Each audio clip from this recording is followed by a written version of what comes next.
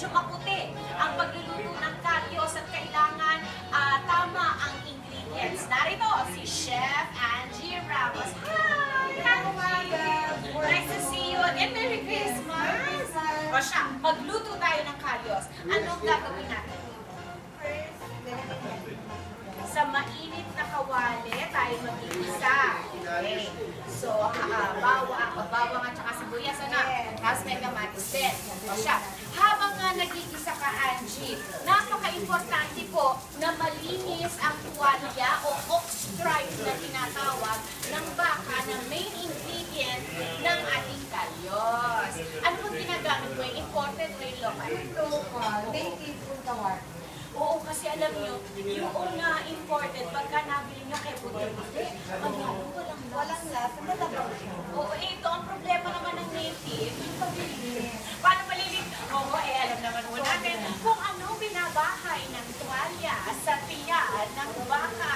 So, paano natin lilinisin ang ating tuwalya? Yun na, sobrang ilalagyan ko siya ng asin, nilalabog siya ng sobrang dami. Oo, nilalamas. Kaya alamasin ko siya ganun, tapos bababad mo pa ulit. And then wrap ulit. Tapos yung tawag dito, hugas-hugas. Sobrang daming hugas po ang kailangan. Totoo. Kasi mainit na. Totoo yan. Pagkatapos, ako pang ginagawa ko, Angie, tinitrim ko pa yung mga sebo. Sobrang natanggalin. Oo, kasi alam naman natin lahat na medyo pag sumobra, hindi maganda sa kalusugan, pero masarap. Ano yung nilagay mo? Nilagay ko na yung chorizo dito. Ay, oo, yan ang actually nagbibigay ng lasa at kulay din naman.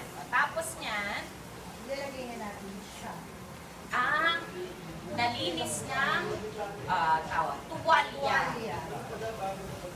Masarap yung native kasi talagang makikita mo yung lasa. Oo, malasa. Pagka native, lasang-lasa mo yung tuwalya niya. Pagkatapos doon lumalabas yung kakaibang flavor and aroma ng kalyos. Ano naman yan? Yung food stock niya, yung pinagpakulo siya, pero sobrang linis eh, talagang final na pagkakalambot na. Parang nagpapakulungan ng nga bata, di ba? Isang kulo muna, tapos. Ganun din pagka sa tuwalya. Ayan. Tapos ano nang gagawin? Tomato sauce. Yan. Tapos, Kasunod na yung ating sweater. para Paskong-Pasko ang kulay, mamula-mula. Yan. Tapos, Lagay natin ng carrots. yan ang carrots. Yung iba naglalagay ng patatas. Pwede rin po optional. Oo. Tapos, bell pepper. Ops, huwag kayong magpanik. Alam ko, medyo mahal ang bell pepper pagka Pasko. Ginto ang presyo nito. Nasa 250 hanggang 300 per kilo. Pero konti-konti lang naman. Diba, Jay? Konti lang. O, ano yan? Garbanzos, lagay na natin. Garbanzos. Oh, sarap.